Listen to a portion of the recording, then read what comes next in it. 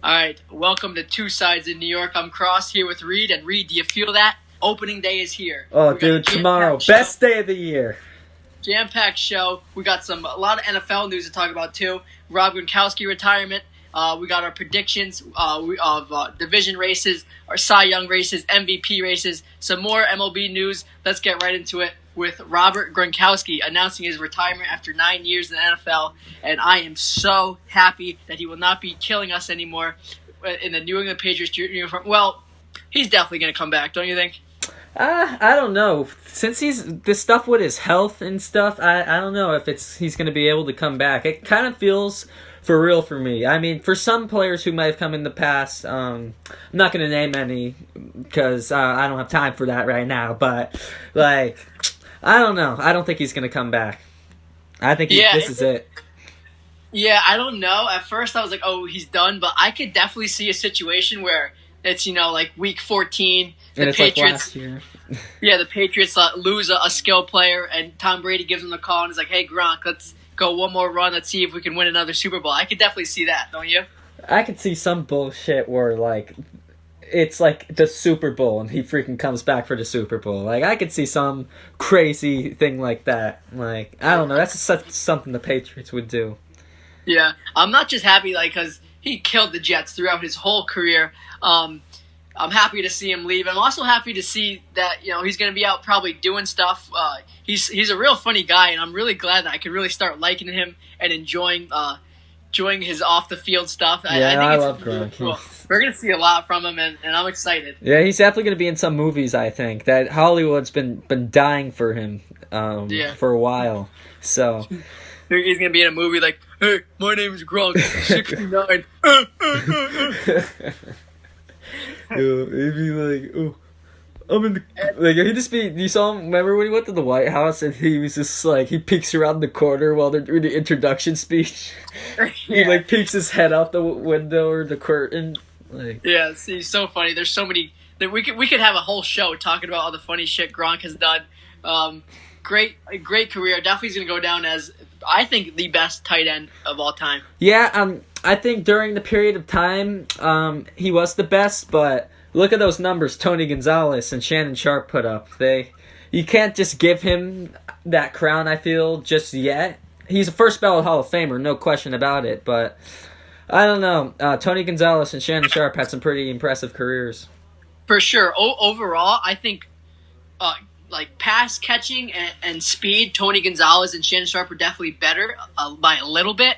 But overall, as a tight end, I think Rob Gronkowski was the whole package because you also forget he was such a good blocker. That's tight true. end. That's a huge part of being a tight end is being a good blocker. And so I think Gronk definitely the best blocking tight end of all time.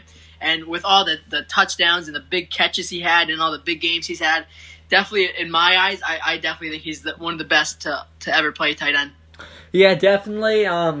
When you think about it, it's just when you think about who was the best tight end for amount of times, for years, Gronk definitely has the most seasons over Gonzalez and Sharp, I would assume.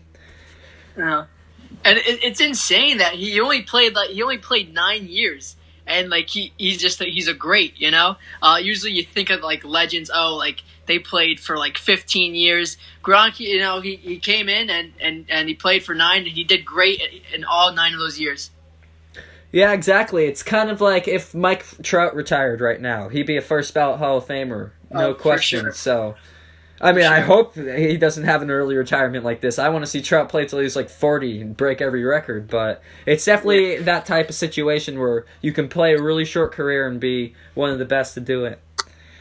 Yeah, for sure. And another facepalm moment for you Giants fans as the owner says, oh, we were reluctant on trading Odell Beckham Jr. Go ahead and give your comments. Oh, comments. I mean, what? Reluctant. You shouldn't have done it. Why would you?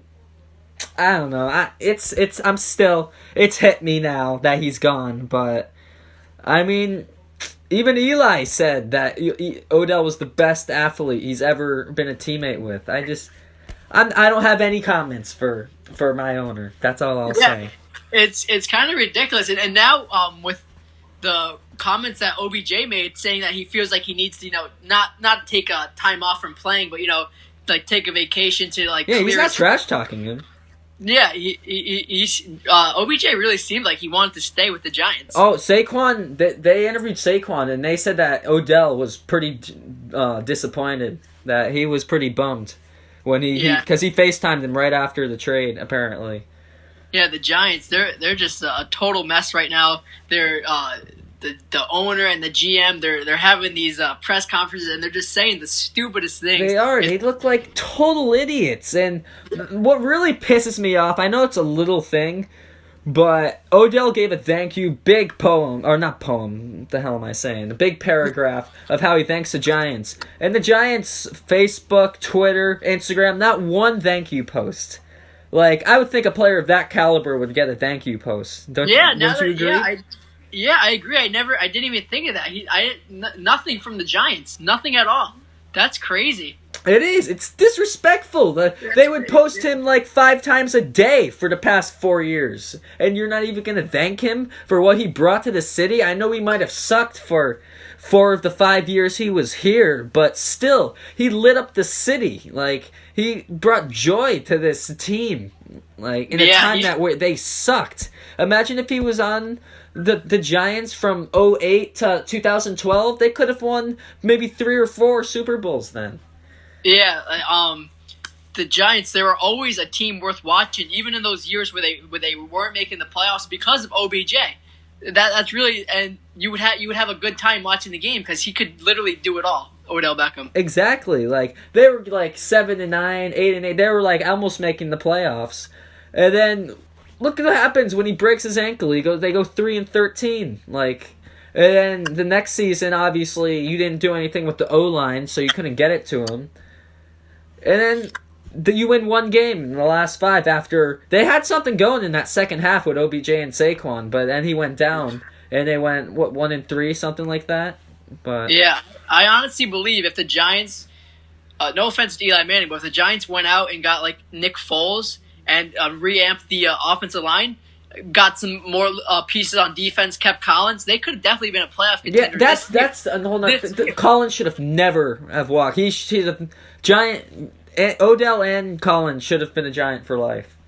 Yeah, it's so weird because this is what the Giants did is exactly what the Jets would do, and the Jets are doing what the Giants have done in the past. Just making good moves and trying to keep up with everybody. So I'm really excited about the Jets, but for the Giants, on the other hand, there's a lot of question marks. I don't know, Cross. Do you think it is? I've been saying this, that it's one of the worst trades in New York sports history. Could you agree with that? I agree with that, and I think it's one of the worst trades in NFL history. Worst trade in New York history? Worse than Tom Seaver? Yeah, because Tom Seaver, he was older. Yeah, exactly. Exactly. I'm saying, worst trade in New York sports history. And then his prime. It's just, I lose freaking Zuccarello a month and a half ago, and now I lose Beckham. Like, and then for Knicks fans, they lose Porzingis. Like, yeah. But hopefully, Knicks fans will be getting Kevin Durant and Kyrie to fill Kristaps' place. Yeah. I know. We don't ever talk about basketball, but think about if LeBron and Kyrie stay together in Cleveland. Like, I don't know. One more championship? I don't know. I feel like other players would have wanted to go there. I feel like Paul George might have went there. Yeah, if they got Paul George, that would have been they probably would have had a better chance of taking a championship over the Warriors. But what do we know about basketball? Yeah, we know nothing about basketball, honestly. But Big Ben, is he a leader? I'm gonna go right off here and I'm gonna say yes. What about you, Cross? I don't think he is. I think he's a douchebag. I think Antonio Brown is also a douchebag, but I do believe AB when he says that Big Ben would walk around like he's the owner. And yes, he has that seniority. He has 2 Super Bowls. 2 rings. Yeah, definitely a first ballot Hall of Famer. But I could see where he could come off as a dick, especially with the younger players in the locker room. I mean, I don't know. If you saw Juju posted that he thinks Big Ben is a great leader, And Juju's one of the best characters. I take his word. You haven't had any players before AB say this about Big Ben, so I don't buy it. I think he's a good leader. He always takes that team far. He always puts his body through so much shit with that team. And I don't know. Ben Roethlisberger's got a lot of haters, but I'm definitely not one. Yeah. Now that I think about it, I feel like it probably was more of a thing of like, oh, Antonio Brown probably was a dick to Ben Roethlisberger. So that's what I'm saying. Antonio Brown came there after Big Ben already had 2 rings. So, and Antonio Brown cursed out a head coach, or not a head coach, but a practice coach who no one talked back to, and they said like 30 years. So I can see AB running his mouth and Big Ben saying, "Hey, F you, man. You're my wide receiver." Like.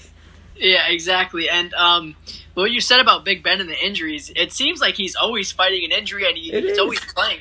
Like, I feel like, didn't he have like a broken rib in that last Super Bowl he played in?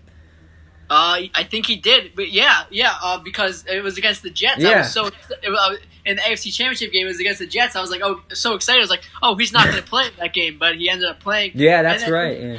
In that game, the second snap of the game. I forgot who. I think it was Calvin Pace on the Jets.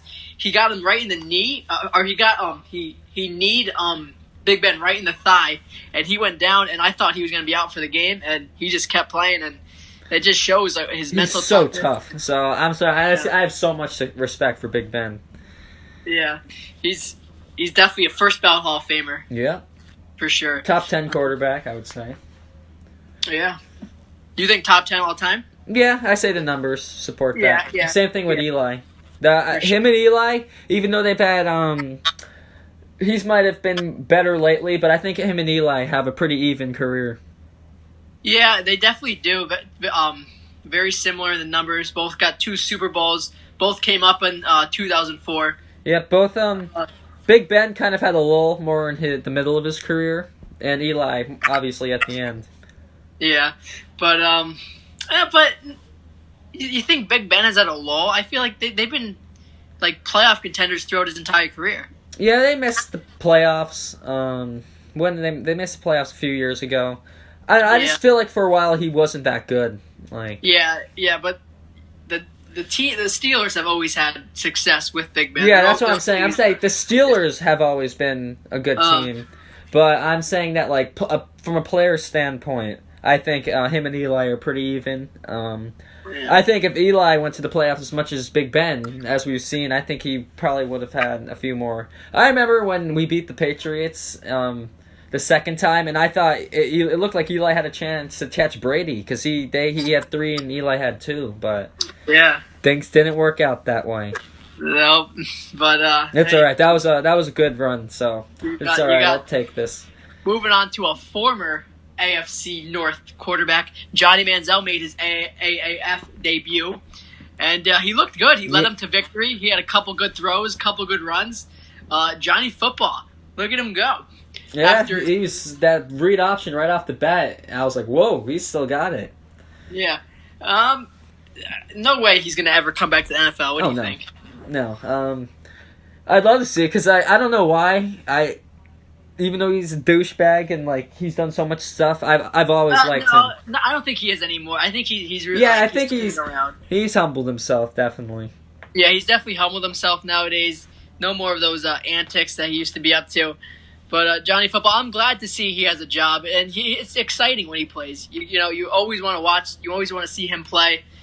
Great college career, obviously, and I'm happy for him. Yeah, and I honestly think low key he wasn't a mentor, but like definitely I think he helped Baker Mayfield this last season because he had the whole off season. Everyone saying, "Oh, is he going to be the next Johnny Football? Is he going to be the next Johnny Football?" Like, yeah, and I didn't see any I don't know why people were saying that about Baker Mayfield because Baker Mayfield did get in trouble that one time.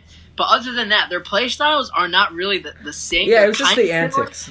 Yeah, but it was just the antics, and Baker Mayfield definitely showed that he's mature and that he could get it done in the NFL, unlike Johnny Manziel. Yep, exactly. So, a Cowboy, Des Bryant said, "I'd be a steal." I think he'd be a steal. I really do. I don't know. I think the amount of time he hasn't played, blowing out his knee like that. I mean, what are you giving him? Do you think he's done? I'd give him the most. I'd give him is $2 million. 1 year, $2 million. I don't think he can play a full season. You don't think so? Injuries? No, I don't think he'd play a full season. And if he did, his numbers wouldn't be great. I never asked you this. Was he like a giant killer? Was he like what Gronk was to the Jets? Like, were you like, oh, friggin' Des Bryant always killing him? He was really good, but not at the end of his career. I don't know. I don't know. I feel like before Odell came, I thought Des Bryant was definitely a giant killer, and I always kind of hated him. But I don't know. I feared Miles Austin a lot more back in the day. Yeah, Des Bryant. I don't want to say he's overrated because there was a time where he was the best receiver in the NFL, and I think you could agree with that. But towards the end, when OBJ came onto the scene, I think that's when the decline of Des Bryant started happening. I think that affected him because Des Bryant is a huge diva, so he was like, "What? This guy? He's got the blonde hair. He's got better hands than me." Yeah, I bet Des Bryant definitely seems like the type of guy who would get jealous over another guy's looks. Like, I could definitely see him getting tight, over something like that. Yeah, it was for sure. And it said, for the Jets, for third down and short situations, Des Bryant, a big body receiver, I would like to see. I could see him on the Jets. Yeah, I'd like to see the Jets go, give him a try, give him a tryout. You could always use someone like that, with the big body to get open on short passing situations. So yeah, I don't know. I'm skeptical of any guy who's had a good pass and then comes just because of Brandon Marshall. Yeah, Brandon Marshall. Fuck Brandon Marshall wasted $15.99 on a Giants jersey, and the guy never caught a touchdown. Oh, I got a $100 jersey of Brandon Marshall. Really? Yeah. Oh my god. Dude. Oh my god, you freaking called that. He was like, him and Odell. Well, him and Odell never had any problems. It was just like... But it was just Brandon Marshall, he comes in, he's like, oh, I'm different, I'm changed. He does this for every team. And then it's just the same guy, and then he's just always causing problems. Yeah, was he on that Seahawks team, or was he... Yeah, he was there, but they cut him in mid-season. Okay, so he didn't get that first playoff game, right? Still hasn't made the playoffs then. Someone picked him up, right? No? I feel like someone did. Saints picked him up. The Saints picked him up and then cut him right before the playoffs. Fucking guy. But what it seems like, he is an asshole in the locker room. But when he's on TV, doing things for CBS and the NFL Network, he seems so professional. Really cool. Yeah, he seems professional, but I think that's just the front he has when he's on TV. Yeah, possibly. But wrapping up some our NFL talk, John Gruden says, "I cried for 3 days straight after trading Khalil Mack." He's so full of shit. He's such John a joke. I mean, what a joke! He give him $100 million for 10 years to a coach who hasn't done anything since 2002. Yeah, and he goes in and trades everything, trades the house, gets AB in return, Antonio Brown, but there's no way they're gonna get along. No, you're gonna fight on the sideline. Did you see that former Raiders player? I don't remember who it was. Yeah, I saw that. He said I wanted to fight him. Yeah, he said he wanted to fight John Gruden, which I could see that because Booger McFarland, the guy who was the announcer for NFL Network for Monday Night Football. Yeah, don't remind me of that guy. Yeah. Why, you don't like him? He's a nice guy. He's just shut up, dude. Come on. He says wrong stats all the time. He does. And then he freaking well, they took it away, but he would get on that stupid jumbo thing or that thing that elevates. And I feel bad for the fans. They spend $1,000 to get their vision blocked. Yeah, his fat ass is in the way. What the fuck? Jeez. But at LPG, he played for John Gruden when he was with the Bucks, and he said that John played. Yeah, I didn't know that shit. The Bucks and Colts. He won a Super Bowl with the Colts when they won. Okay, Booger. I just got some respect for you. Okay, I didn't know that. I thought he was just some schmo like me who likes sports and wanted to be an announcer.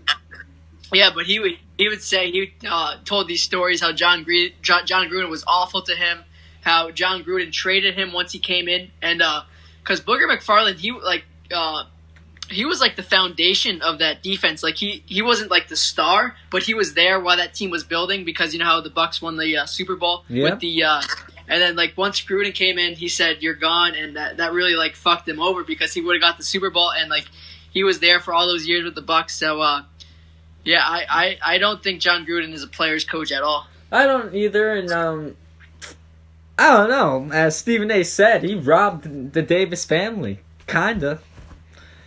Yeah, he did, but we'll see. We'll get back to it in 7 years, see how it works out, if he's even there.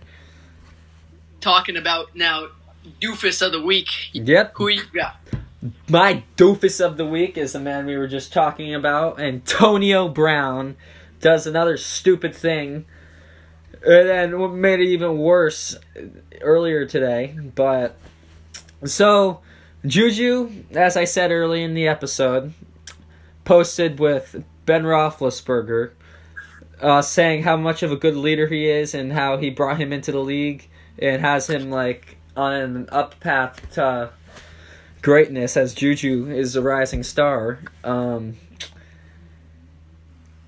then AB tweets yesterday, something like, if the players who talk about respect and leadership are the ones who haven't got paid yet. And basically adding Juju, which is fucked up because like they always seem so close. And then he posted earlier today some like random song lyric I couldn't even understand what he said, or I was like, what does that even mean? And it was him and Juju hugging. So I think he's a doofus of the week for that, because he's just an ass, and he just, I don't know, I don't think he's going to be that great anymore. I think his ego is totally taken over him. Well, who's your doofus of the week? Just talking about AB real quick. I think he'll put up the numbers, but I think I can't wait till we see him requesting a trade from the Raiders. There's no way. There's no chance. There's no chance he's going to want to continue to play for the Raiders after a year or so. Yeah, definitely. He requested a trade. Honestly, I could see him going back. No, actually, no. Let me stop. He wouldn't go back to Pittsburgh. That was a stupid thing. But yeah, he might say to the Bills, he might be like, "Yo, you guys wanted me, so you guys." He would have been so tight if he went to the Bills. Anyways, my doofus of the week goes to Cam Newton. My guy says, I'm going to stop having sex for 1 month. No nut for 1 month. Cam Newton. Well, congratulations, because obviously Cam Newton, he must have a lot of sex because if he wants to stop. But he says he wants to clear his mind and focus on other things besides sex. And, hey, maybe it will help him become a better football player, because Cam Newton, I think he's one of the most overrated quarterbacks in NFL history. Always bitching. I used to be a big Cam Newton fan. In 2015, I was like, whoa, this guy's on some, like, Warren Moon shit. But, oh my God. I mean, you could have won that Super Bowl. All you had to do was dive down and take a hit and hold on to the football.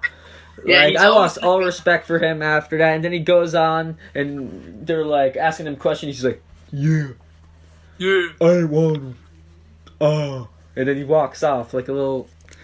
So, I mean, I at first I didn't think it was that bad. I liked him for a little while after that. And then when he sucked back-to-back years, I was just like, he sucks. Yeah.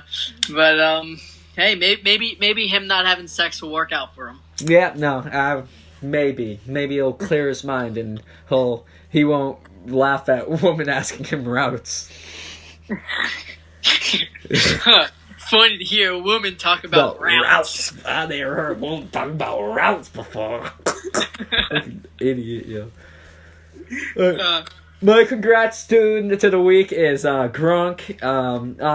So we were saying probably the best tight end of all time, if not one of the best tight ends. Just what a career and what a life he lives, dude. Like it must be great to be Gronk. He's just gonna be partying all day and I won't say that, but. Partying all day and just living life. He'll probably make some movies. Maybe come back and win another ring. Who the hell knows? Yeah, who knows? It's going to be exciting to see what Gronk does. And for my congrats dude of the week goes to Jacob deGrom and Noah Syndergaard. Jacob deGrom signs a 5-year, $137 million extension. Literally all thanks to Noah Syndergaard. Because you see in the interview, Noah Syndergaard says he's pissed. He's like, I don't know why Jacob deGrom hasn't been signed yet. And that caused Mets fans to be like, yeah, you know what? Fuck this. Fuck the Mets. And then, of course, the Noah Syndergaard's remarks about going to Syracuse and having that practice there. How he's saying it's stupid. It's not a thing that championship teams does. And it may have rubbed people the wrong way, but he was totally right. I totally agree with Noah Syndergaard. And to make things worse, on the way to Syracuse, they had a 3-hour delay from the. I heard they were pissed. Yeah, and while that all was happening, Jacob deGrom was still not signed. So as a Met fan, I'm just like, everything is just a disaster right now. The players are tight that they have to go to all the way to Syracuse for literally no reason. Jacob deGrom still isn't signed. He's pissed off. It's a mess right now. And then, literally the day of that Syracuse workout, Jacob deGrom signed the extension, and literally, I think the whole attitude of the locker room changed. Literally, everybody went out in that Syracuse workout. Everybody had smiles on their face. Noah Syndergaard was running around with the Syracuse flag. It was so awesome to see, and I'm so excited for the Mets this year. I really think that now the morale is up. I think we're going to be looking good. We're going to look sharp. We're going to come off to a hot start, and yes, we always have hot starts, but I think with the momentum. Well, we're talking about April and May. I'm not talking hot starts. I'll get into what hot start for me is later when I talk about the standings. But I'm talking like April and May, right? You guys can't get that 10-11 game shit anymore. Yeah, we got to keep it going. We just gotta keep it going. We gotta start, because the division. We're gonna get into it more, but the division's gonna be a dogfight. And it's going to be exciting to see. And do you want to talk about Mike Francesa, Noah Syndergaard? Yeah, well, let me talk about. I think I'm going to tip my hat to the Mets, because with the Willipons, this is a first for them. Like, usually they let a pitcher like this walk and come to the Bronx in a couple of years, and then have half of their fans leave. But you know what? Good for the Willipons. That's good to see you guys have some backbone, and I think that you're going to see a lot more Mets fans out there this year too. Yeah, and I'm not thinking the Willipons one bit. I'm thinking Noah Syndergaard and Brody Van Wagen, because the Willipons, I don't think they wanted to sign deGrom, but it was. I definitely can see deGrom not liking them. Oh yeah, deGrom loves playing for the Mets. Yeah, but he definitely knows that like the ownership is just fucking morons, and he knows that like he really wants to win for the Mets fans. I really believe that. Yeah, definitely. He definitely has that attitude. So it's good for Jacob. He deserved to get paid too. And one more quick thing about Jacob, and yeah, he did deserve to get paid. For crying out loud, he's best pitcher in baseball last year. He's the guy for me, like, because you were distraught about OBJ. If I saw deGrom in another uniform, I don't know what I'd do. I'd probably have a breakdown, and I'd just be like, Jacob. He's definitely one of my all-time favorite players, and I'm happy to see him staying for the long term for now. Yeah, no, I'm happy, and I'm also happy that I took Jacob deGrom for my second pick in fantasy baseball. All right, so don't cry when he hits the Yankees this year. I mean, we'll win on a wild pitch and a 1-0 winning. Probably. Yeah, no. But I won't cry. I also got Blake Snell, so I snagged the 2 Cy Young winners, by the way.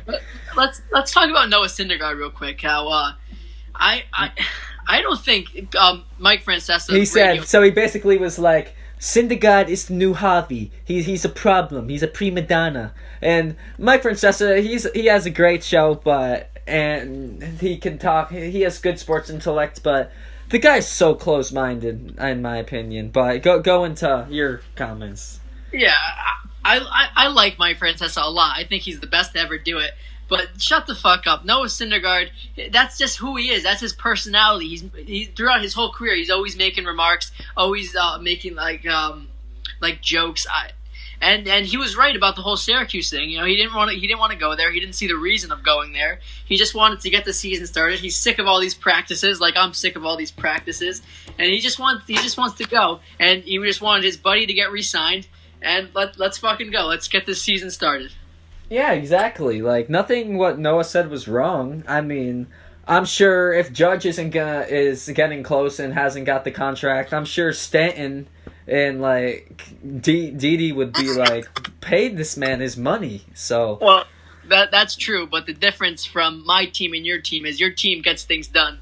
My team likes to twiddle their thumbs and do nothing. Yeah, that's true. So I'm good for it, but I like how Noah is so straight, like on social media. Like someone was like, "What do you think of the Willapunts?" and he just writes, "My owners," or "They're my owners." Yeah, they are. Yeah, but well, I don't know why Francesa. He did that with OBJ too. He was just like, "This is the best." Like I don't know. He just doesn't. He has that sports mind where everyone thinks that a player now is a prima donna just because they're more, because they show more players back in the day. Like I remember last year Judge was catching some shit because he said he wouldn't do the home run derby and people were calling him a prima donna, and some guy was like, Mickey Mantle would never do that. There was no fucking home run derby when Mickey Mantle played. How can you say Yeah, these old guys got to know that nobody wants to see the players just shut up and just play the game. Exactly. You know, we want to get into their personal lives. You know, we want to see what they're up to. We want to hear them on social media. Exactly. We want to connect with them, and it's that's how the game grows. I know. Like I feel like I know like the Yankees. Like it's like following them all on social media and this like.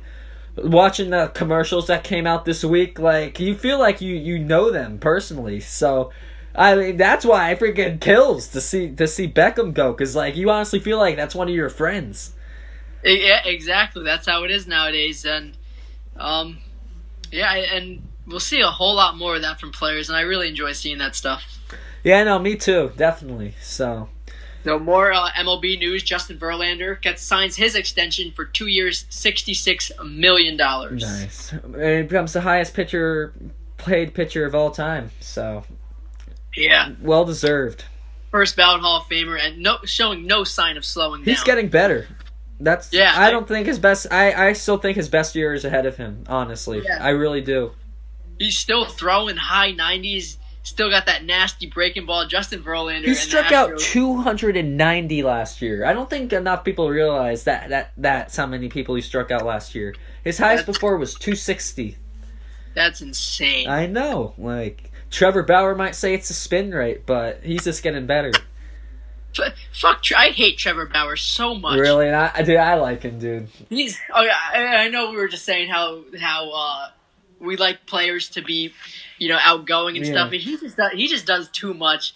Sometimes I feel like he needs to really shut his mouth. Yeah, he does, but it's pretty funny some of the stuff he does. I can't not like the guy.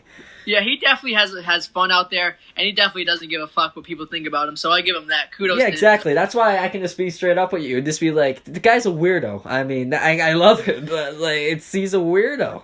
For sure, he's definitely a guy that He's definitely a guy. If I feel like he was on the Mets or a team I rooted for, exactly, he's a guy that I just absolutely love. Yeah, he'd be kind of like a Swisher team on the Yankees. I feel like he'd be the guy who delivered the pie. Yeah, Swish. Right. Yep. So those fans who call themselves people up there in Boston signed Chris Sale for 5 years, $145 million. I was only that harsh because I was just watching the Rangers game and the Bruins fans were chanting, Yankees suck. So, I mean, that is this. I'm not going to get into that. But, yeah, they signed Chris Sale, 5 years, $145. Obviously, they had to do it. With Sale becoming a free agent after the season, they weren't going to let him walk.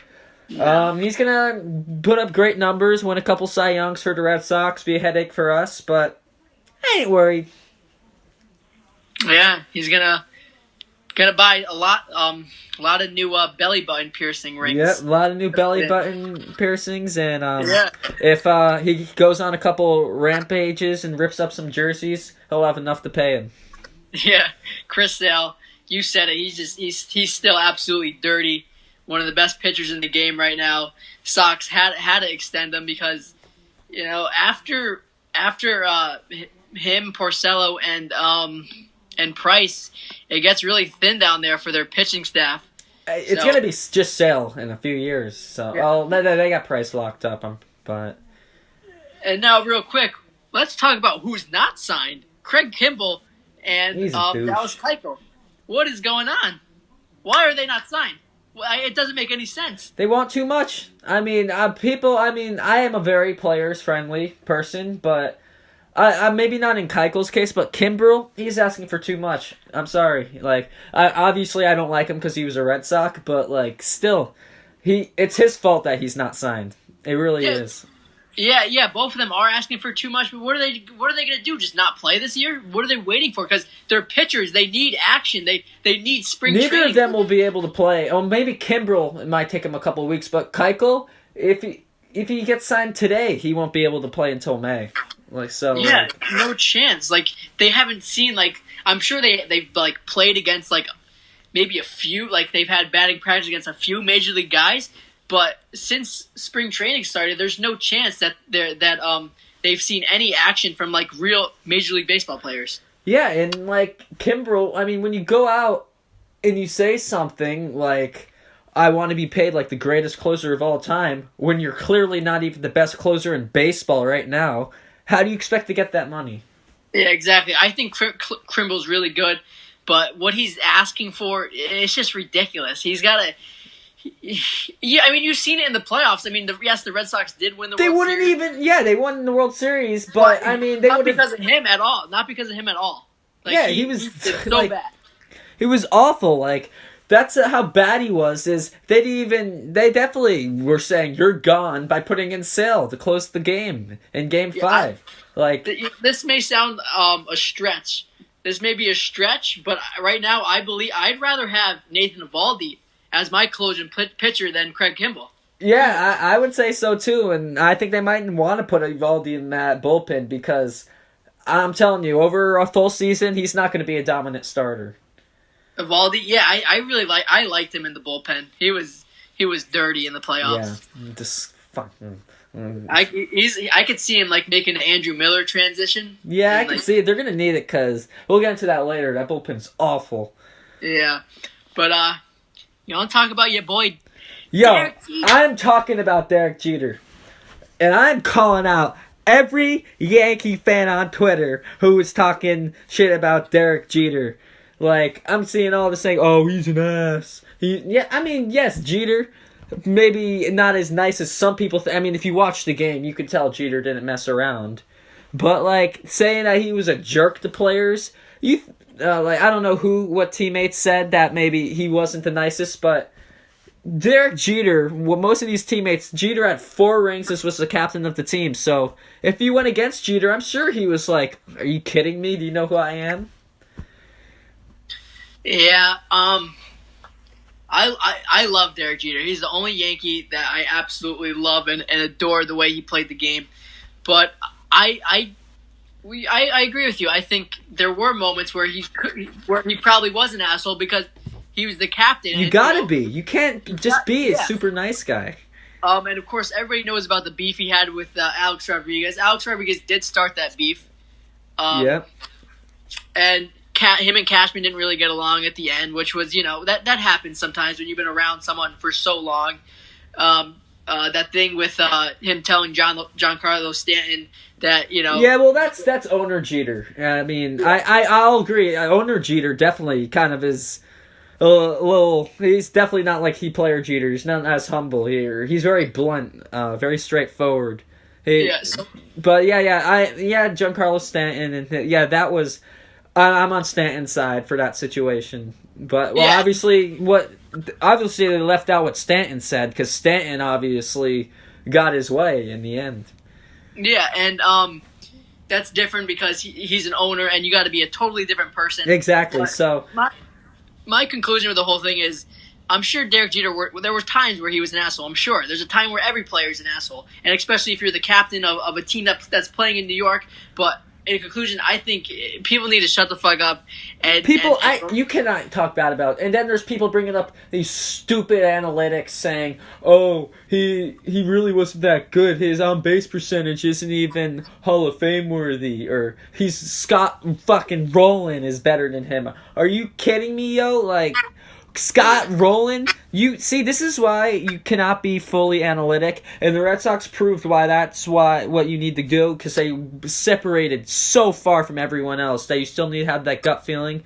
Is there a stat for how many clutch hits Jeter came up with for the Yankees? Like, yeah, exactly. All the clutch plays he even made on defense. And say what you will, maybe he was an asshole. Nobody really knows except for the guys in the locker room.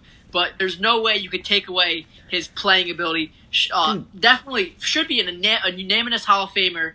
Definitely a great player, great guy. And this should not take away from his playing ability at all. No, definitely not at all. In a few months, people won't even remember this happened. But I'll remember what I saw on Twitter. And I know who's the real fans and who's not. And look, Yankee Nation, I love you, but there's way too many of you out there. Like, you guys really represent us wrong. Way too much.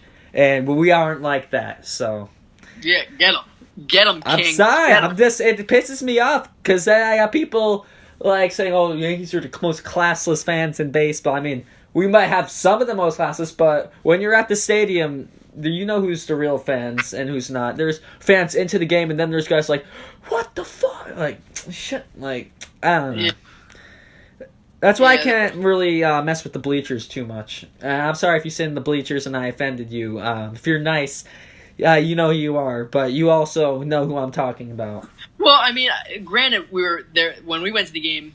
They were playing the Twins, so it wasn't like it was like an early season game, so it wasn't like a crazy atmosphere. I went wearing Met stuff, and everybody was pretty cool to me. Yeah, you just had that one guy when you were walking out, but he didn't really say anything. Yeah, especially not side of the bleachers, you're good. But, I mean, for the most part, when you're at the stadium, it's not like when you're on Twitter. You're not getting heckled that much. Like, I mean, the players get an earful, but it's always like that when you go to a stadium. Yeah, for sure. And wrapping things up before we get into our predictions, MLB had... we should talk about Ichiro real quick. Yeah, give a hats off to Ichiro. The greatest Japanese player of all time. Really historic career. I loved watching him play for the Yankees for a few years, and even though that was probably one of the worst years of his career, that little time span, that's how good he was, because he was pretty solid. Hit 280 over those three. Yeah, we don't gotta justify his career. He's a great player, goes without saying. And I just want to say one thing, like how he just did the little things. You know, good contact, good defense, stealing bases, getting on base, and he didn't have the power, but like he showed that he could get it done. He could hit home run whenever he wanted. That's what he said. Yeah, and hats off to him on a great career. One of the best players, definitely up there. One of the best contact hitters of all time, I would say. Yeah, and so going into the Japan series real quick, it is so dumb how they have it. First of all, the games are 5 a.m, and yes, I know they're played in Japan. Unless you're a fan of the Astros and the Athletics, nobody's getting up at 5 a.m. to watch that game. Mariners. Mariners, excuse me. Athletics and Mariners. Nobody's getting up that early to watch the game. And why are you having it like a week and a half before the season starts? Have it start maybe a couple days before the season starts, because the both teams went back to have spring training games, didn't they? No, I think that was it for them. Oh, they didn't have any spring training games, but all MLB had spring training games for what, 2 weeks? Yeah, or a week and a half? A week and a half. That's ridiculous. Why you got to do that stupid shit, MLB? Yeah, no, I didn't like that either. Come on, Manfred. Yeah, but it's good to see. It's good to see that they're playing in Japan though, because to grow the game, you got to get it overseas and have it just spread worldwide. And baseball, it definitely should be. They got to do a better job of getting it worldwide. That's what NBA did. Once NBA got it overseas, boom, an explosion. And MLB's got to look at the know what they do? Know what you need to do? You don't have the Mariners and the Athletics play. You put freaking Mike Trout out there and have the Yankees or you have the Angels play somebody. Yeah, it should have been Angels. It should have been Angels versus Mariners. I like the Mariners because the Mariners have always had that Japanese influence. Always getting the guys. Yeah, from exactly. Japanese. I think it They should love. have been Angels. I mean, imagine seeing Mike Trout goes there and hits the one to the back of that stadium. Oh Like, yeah, that huge Tokyo Dome. Yeah, that would have been special. That would have got people watching. yeah, You see well, that commercial Mike Trout was in? He's marketable. he is marketable. I think since he's got this contract, we're going to see a lot more of him. I hope. Yeah, I hope so too. But I definitely think this London series, Yankees Red Sox, is going to be really good for the MLB. I think it's definitely going to give MLB some hit. Oh yeah, it's gonna be huge. We've seen it in the NFL. How the NFL's growing in Europe because of the London games. Exactly. So this is really going to help out baseball, in my opinion. Yeah, that's gonna be exciting. I can't wait for that. Yeah, me neither. But tomorrow, best day of the year. Go time tomorrow. It's real go time. tomorrow. It's real tomorrow, baby. It's real, baby. It's the chase for 28. We're starting tomorrow. Playing the Orioles. I am so pumped for 1 o'clock tomorrow. Oh yeah, I can't wait. I can't wait, man. So you want to get into our MVP and Cy Young? Yes. So my MVP is my favorite player in baseball right now, and I'm being a little biased, but at the same time, I don't feel like I am. Because I just think you just look at him right now. Aaron Judge is my MVP. Like, you just look at him. The guy is so confident right now. And I know it's the spring training, but his swing it's changed. I think he's going to hit for average. I could see him striking out, like a lot less and becoming less strikeout hitter. Hopefully he doesn't get hit in the wrist again. And, I think he showed, even though he didn't, have the WAR that he hit in 2017. I think he was a better player, and he showed in that ALDS, and I think you're just going to see more of that. Yeah, Judge looked like he's been ready since February. It seemed like every time he was coming up to plate this He's been ready since he came back from that wrist injury. Yeah, it seemed like he's been, during spring training, it's either he was hitting a home run or smacking a double. Exactly.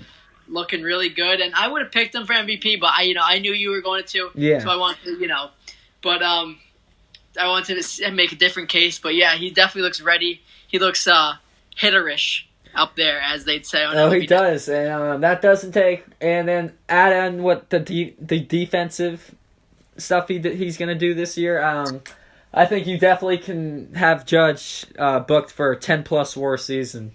Yeah, oh for sure. Going for my AL MVP, I'm obviously going to pick Mike Trout because he's Mike. I'm not going to argue that. No. Yeah, he got paid. He wants to go out there and show the fans, the Los Angeles Angels, like, hey, we're going to be contenders this year, and hey, I'm worth every penny of this $430 million. So it's going to be exciting to see. It's going to be worth every penny. He's worth more, honestly. I mean, you could say he's worth more. But yeah, for sure, he's going to put up the numbers again this year, Mike Trout. Oh, I think he's going to come out and have not his best year ever. I hope not. I mean. But he's definitely gonna have a great year, and I definitely pick him to finish second behind Judge. Yeah, for sure. Let's get into the Cy Young. Yep, I'm gonna go with Justin Verlander. Just getting this contract, and as I was saying earlier, he had a 290 strikeout season last year, and I think he's gonna have his best season of his career this year. And he definitely, with McCullers going down and losing Keuchel, he's going to have to step up, and I think he is going to do so in a big way.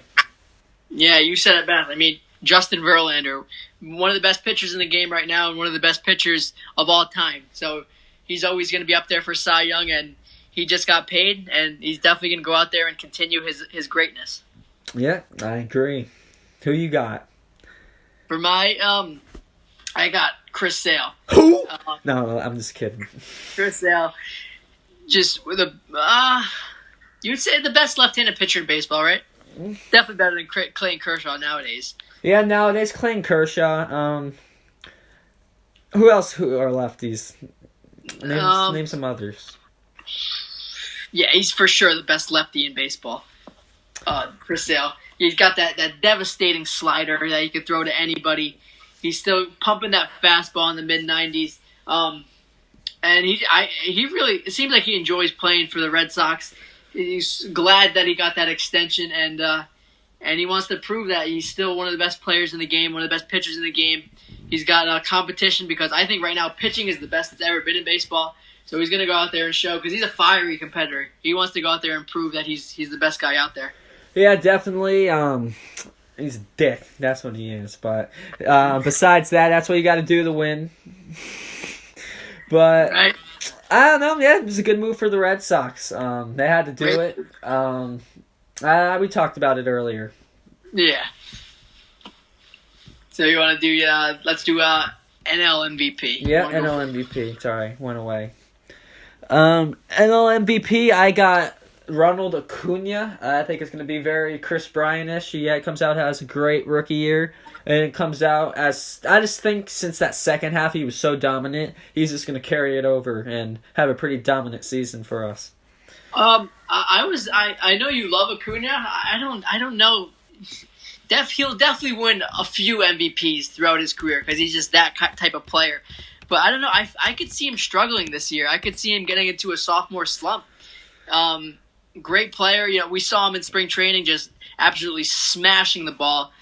But I wouldn't be surprised to see a sophomore slump for him. Words around the league, how good he is. Definitely will be pitched too difficult, and I could see him struggling a bit. I can't. I think he's way too talented. Yeah, he's gonna come out of it if he gets into a slump. He might be for a few weeks, maybe a month, but I think he'll get out of it. He'll be there in the All-Star game in Cleveland.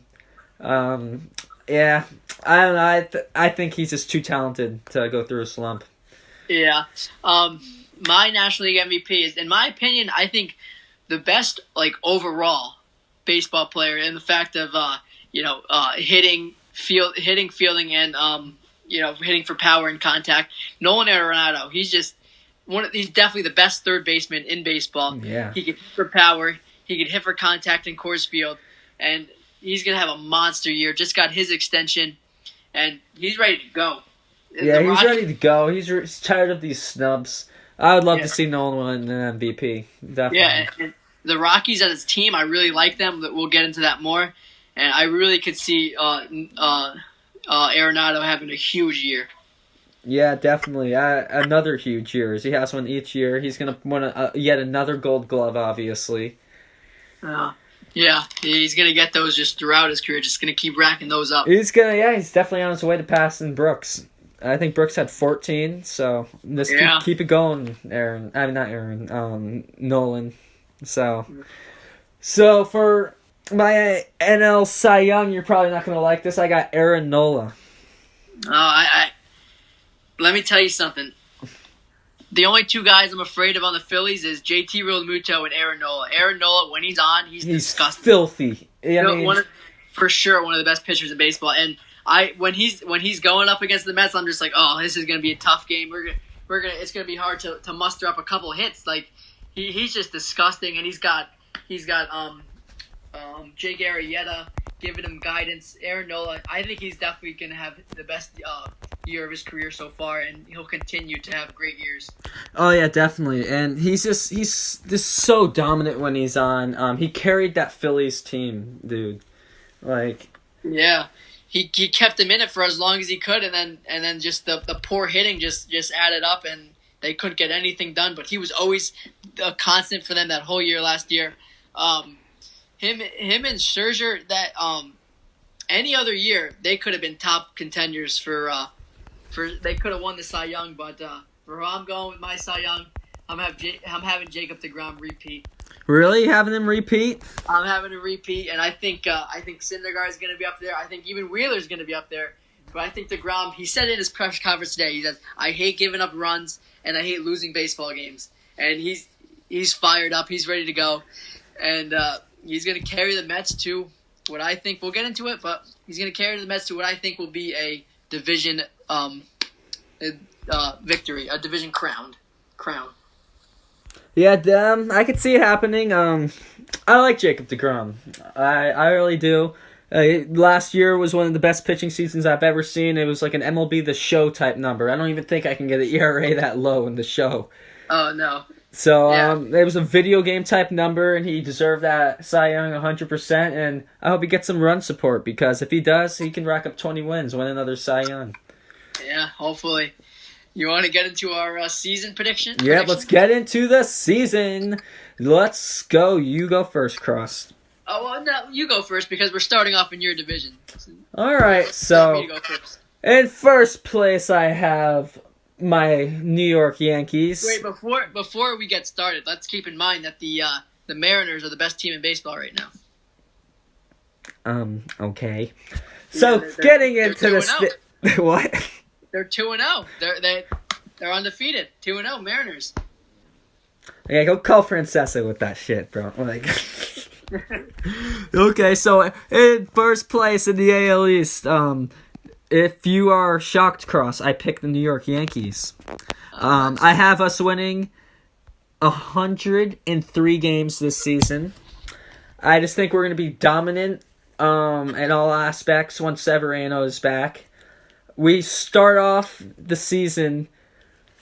The first month and a half is our schedule is just so easy. Like, we have the Orioles and Tigers, the first 6 games of the season. I think we play, like, the Red Sox twice and the Astros 3 times in April. And then the rest are just trash teams. So, I think we can get off to a start like Boston did last season and just keep it going. I think Gary will be a big factor for the Yankees. Have a big bounce back year. Obviously, I think Judge is going to win the MVP, and I don't think Stanton's going to be too far behind him in those votes. I think Stanton, he's going to have better numbers, but also it's going to seem like he had a 10 times better season because I think he's going to come up in those situations where he wasn't clutch.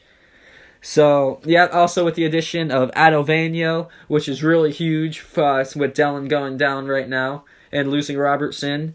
And I think guys like Tommy Kahnle could go off in the bullpen. And my key guy that will lead this team to not just the division but the World Series is Tanaka. If he can be an ace-type pitcher, that we're dangerous. Yeah, I could see that all of that totally happened with the New York Yankees. I agree with you. I think they will win the division, but of course, neither of us would be surprised if the Red Sox did. Well, obviously being the reigning World Series champs. So let me go through the division. So in second place, I got the Red Sox at 90-72. I think it's not going to be a rough year. It's gonna get nervous up there in Beantown, I think. That bullpen, I think it's really gonna creep up on them. Mookie or JD, I can see them one of them having a bad season. I can see JD maybe not like a bad season. I still can see them in the All-Star game, but their seasons were so incredible last year that it's so hard to replicate that.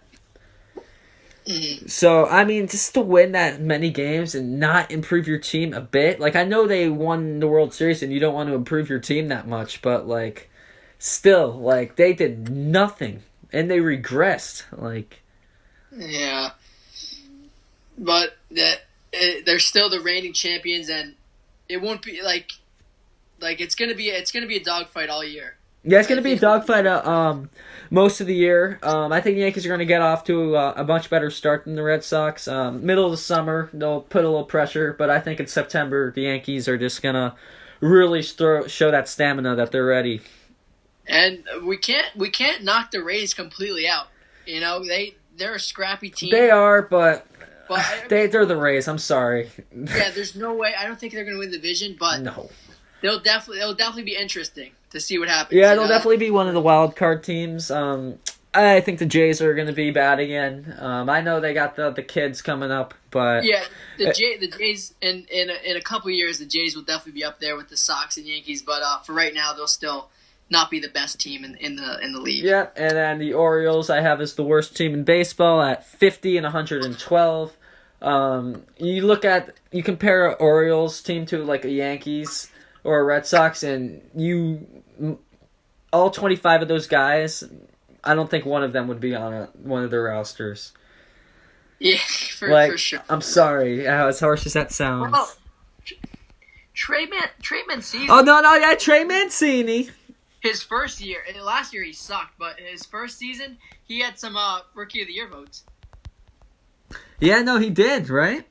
Yeah, and he wasn't bad, but yeah, the Orioles just a shit show, and I think the Yankees are going to win the division. That bullpen is definitely the best, one of the best in baseball. Got better pitching staff wise, lineup powerful. They're going to hit a ton of home runs, and it's going to be close. But the Yankees are going to come out on top. I have them winning 101 games, and then I have the Red Sox winning 91 games. So that's 10 games. So we're gonna have our way with Boston this season. I think it will be a little closer than that, but that's just what I came up with. And of course, I wouldn't be surprised if it was the other way around. But I think the Yankees are a better team right now on paper. Yeah, I think they're the better team on paper, and I think they're pissed. I think they're going to kick Boston's ass this year when they play. Yeah, dude, we're going to go into Boston in mid-April, and they're going to get their rings in front of our faces. If you don't think that's going to give the Yankees some adrenaline, like, it happened with the Cubs a few years ago when they got the rings in front of the Yankees, and then Gardner smacks a clutch home run in the ninth. I just feel really good about this year. I look at the Yankees in spring training, talking, smiling, and it just seems like a really good vibe. And they look like they're confident and ready to go. Yeah, and that's what you want to see from your teams. Exactly. A lot of teams you can see a panic if something happens, and Severino goes down. You don't see any type of panic or tenseness on the Yankees. And in all honesty, I do like the Red Sox. I enjoy watching them play, but I wouldn't be surprised if there's some panic because that whole Mookie situation, how he doesn't want to sign a deal. There could be some buzz going on in the locker room. That's also, if he gets off and he doesn't have the year he had last year, like he hits 260 again, people are going to be like, oh, he doesn't want to be here. And then my dumbass fans will be like, future Yankee, but we'll be like... I hope so. I mean, I can see it happening. Yeah. Do you think that wraps it up with the AL East? Yeah, that'll wrap it up with the AL East. One more thing. I think Tulo is going to have a very good year. I think he's going to have a very good year. It's going to happen. I could see it, but it wouldn't surprise me totally, but I just don't think that will happen. I mean, man cracked 4 home runs this spring. He's definitely pumped up and ready to go. I don't know. I can see him being almost as good as Xander. Yeah, he does have a chip on his shoulder, but I'm just kidding. I just had to throw that in there. Yeah, he definitely has a chip on his shoulder, but we'll see. He's one of those guys that I got to see to believe it. I mean, the guy was the best shortstop in the league for 4 years, so I think you're definitely going to see glimpses of that. Yeah, and we'll see. I don't know, but we'll see with Tulo. Yeah, we'll see with Tulo. But going to the AL Central, I think the Indians win the division again. I think they're in such a bad division. They're going to win 92 games, but those 70 losses, I think, are going to come against the better teams. Especially with really bad news that Francisco Lindor got injured while working out today on his rehab. So you don't know when he's going to be back. You don't know, but that division doesn't scare me. Maybe the Twins will give them a little bit run for their money, but the Twins have no pitching staff whatsoever. They do have some guys coming up like Trevor May. He could be good in a couple years, but it is not looking good for the Twins. Kepler, he's pretty good. Of course, Nelson Cruz. I don't think the Twins are going to be good, honestly. Yeah. I got the White Sox in second at 500. You have the White Sox in second. Yeah, I think that kid Eloy Jimenez is going to turn that locker room around. I think he's actually going to win Rookie of the Year. Yeah, I could definitely see that. He's dirty. Yeah, he's dirty. He can rake. He's definitely got some Giancarlo and Aaron in him. So I'm excited to see what he can do. Other than that, I think Indians have it pretty easily. Oh, Indians have it locked up. They might be close at times. We don't even need to go into the Tigers and the Royals. I got the Royals in last. Oh, I just want to say something to Royal fans real quick. Fuck you guys being pissed about signing Lucas Duda. He gave you guys a World Series. Well, I mean... Oh, with that throw? Yeah. Fuck you, Royals fans. Leave Lucas Duda alone. You should fucking... He should be the highest paid player on your team. Moving on. Alright, NLS or ALS now? Yeah. I got the Stros winning it again. Yeah, so do I. But who do you have in second place? I got the Angels. I think this. I have the Angels. I think the Angels signing Trout is definitely going to bring some momentum. I don't know why. I think Albert's going to have a big year. I just have a weird vibe that Albert's going to have a really good year. Oh yeah, I could feel that too. I think the Angels are going to finish in second place, 87 wins, and I think that'll get them in a wild card. Yeah, I think it's going to be Angels at Red Sox. That's my wild card. Angels at Red Sox. Yeah, and then I got the Mariners being a lot better than people expected after trading. You think so? Yeah. I have the Athletics one game better than the Mariners, and I'm a firm believer in when you lose the wild card game, you're going to have a bad season the next year. Yeah, it happens all the time. You've seen it with the Yankees when they lost, with the Mets when they lost, the Twins when they lost. It happens. Exactly. So that's why we'll get to the Cubs. I don't have them making it either after losing last year's wild card game. But the Rangers are going to suck again. Yeah, Joey Gallo is going to hit like 40-50, but what else do they have? No more Mazzara. I thought they traded him. Or was that Jerickson Profar? I think they traded Profar. Yeah, to the Athletics. But yeah, no more can rake, dude. Yeah, he could. But yeah, for the West, Stroh's definitely winning. Angels, they're gonna give some people a run for their money. I think they're gonna sneak into the wild card by just one game over the Rays. Yeah, I got them 2 games over the Rays. But yeah, I think the Angels I think Trout's gonna rake, along with Albert, and then I think they're gonna end up with Keuchel some point through the season. Yeah, I could definitely see that. He fits in perfectly, and that may be the missing piece that they need to get them, over that hump. And they're probably not even with Keuchel. They're not going to win the division because the Astros they have that. Oh, they're not going to win the division. Yeah, Astros have it. Keuchel would definitely give him that big contendership for the wild card. Yeah, definitely. All right, ready to move to the NL? Yeah, I'll start off with the NL East. I have the Mets winning the National League East at 89 wins. And in second place I have the Nationals with 87 wins. You changed that. Yeah, I did change it right after this. I had the Mets in third place. I was like, fuck this team. Yeah, we're going to be over 500, but fuck them. But I feel like there's just an energy. The Mets have an energy right now. And it's going to be close all year long. It's going to come down with the Mets, Nationals, Braves, and Phillies. They're all going to have a chance to win the division the last week of the season. Can't you see that?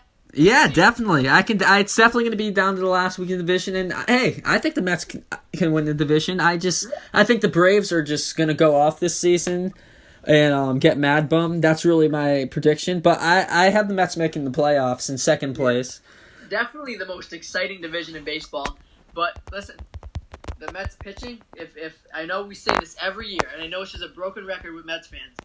If DeGrom, Syndergaard, and Wheeler, if they go out there and are lights out, and if Conforto and if Nimmo, they get on base, if Cano shows some flashes of old Cano, if fucking Wilson Ramos fucking hits. Yeah, no, it's got to come together. It's a lot of ifs, but I definitely think the Mets can be a playoff team. I think the key is just Cano. I think he is Cano. Ahmed Rosario, can he finally break through and show that why he was the top 2 prospect at one point, and Jeff McNeil, what can he do? And most importantly, Peter Alonso. He made the opening day roster. I'm so excited to see him play tomorrow. I think he's going to win Rookie of the Year. He's going to hit bombs, and I'm just so excited for the Mets. Right now, things are looking up for us, and hopefully we can just get by. We gotta get by. And I mean, I know we hate each other, but. We gotta save New York sports, man. It's a mess right now. We gotta bring some excitement to it. Yeah, and the Mets, if they just don't shoot themselves in the foot like they've done for years and years prior, we'll be okay. And we just can't hurt ourselves with dumb injuries. We can't hurt ourselves with stupid manager decisions. Mickey Callaway definitely has learned from his mistakes from last year, and I think we're ready to go. Yeah, no, I definitely think you guys will be in there in that wild card game, and yeah. Yeah, well, we'll see. I'm so pumped for the season to start tomorrow. Yeah, me too, dude. I cannot wait for Judge's first at bat. That's all I'm thinking about right now. Is Judge stepping in.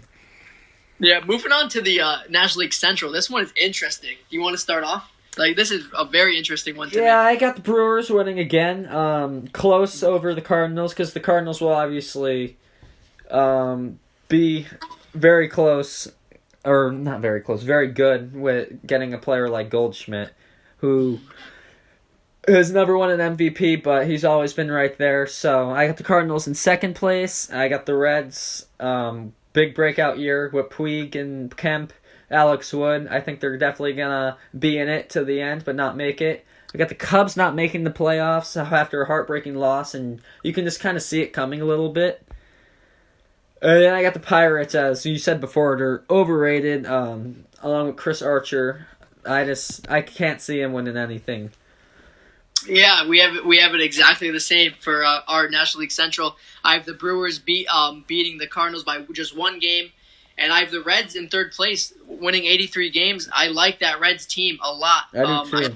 They're not going to win. They're not going to make the playoffs, but I really like the additions they made, and they're going to be an exciting team to watch. And I have the Cubs at 81 and 81. I think that they've just digressed over the last few years, and give them credit. They won a World Series, first time in 108 years. Give them that, but they're not the same team that they were anymore. You saw that devastating loss in the wild card game, and the Pirates, they're just going to be basement dwellers. But yeah, that's Central. It's going to be interesting with the Brewers and Cardinals. Yeah. So moving to the NL West, I got the Dodgers winning another division. I don't know, they still got the same team as 2017, so I still think they're going to be pretty dominant. I think the Rockies are going to give them a run for their money. I got them at 90 and 72. I actually got a tiebreaker for that wild card game again. Yeah, I saw that. Yeah, I got Cardinals and Rockies tiebreaker, and whoever wins that game, I think will be going to Citi Field. Yeah. But I get the D-backs regressing. Padres are going to suck. Machado might have some nice games. I think Hosmer might have a better year as well, but they're going to suck. No pitching whatsoever.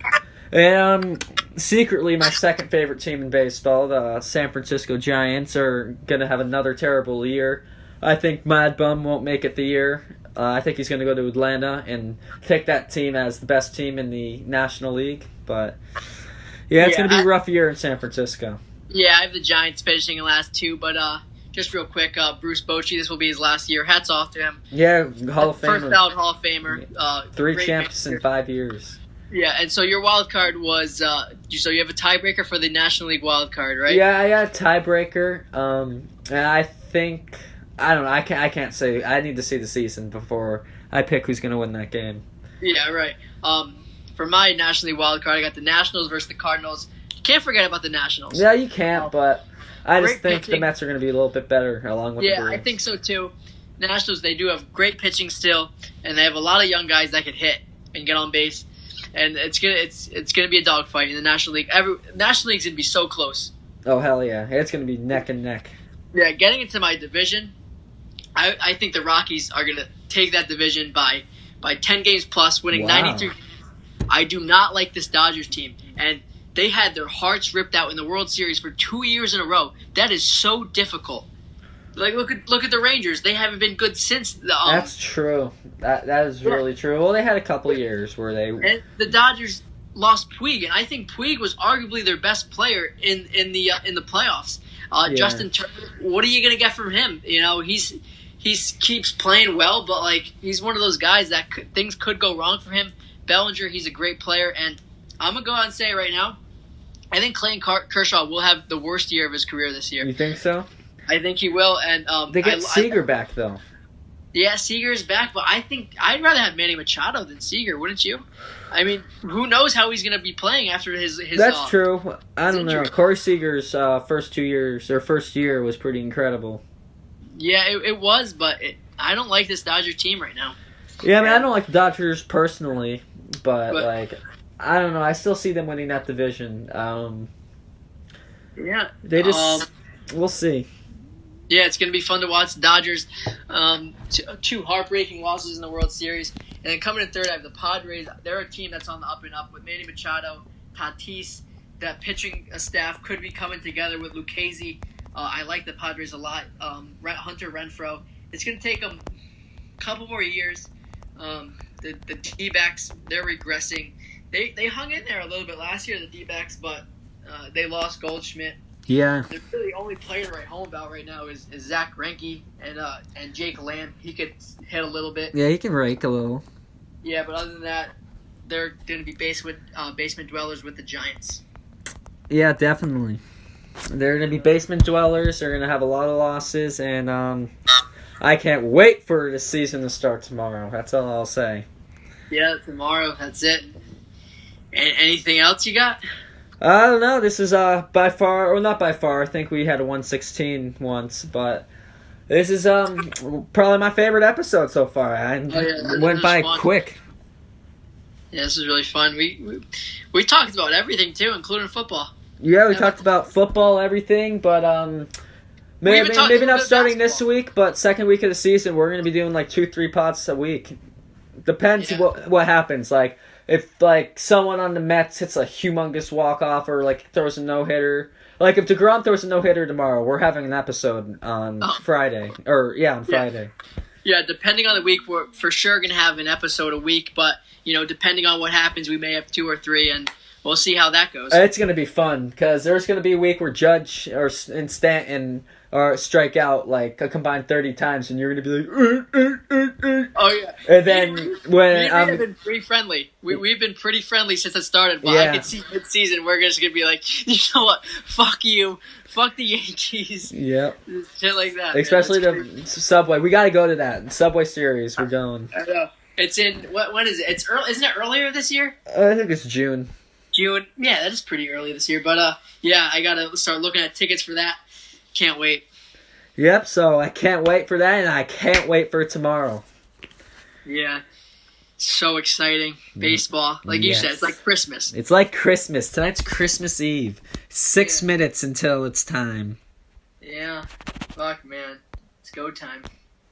Yep, it's go time, and let's do it, boys. 28, let's do it. Stick it to him, Judge, man. Yeah. All right, that about wraps it up, right? Yeah, that wraps it up, man, and we'll see you guys later. Let's go. You guys. Baseball.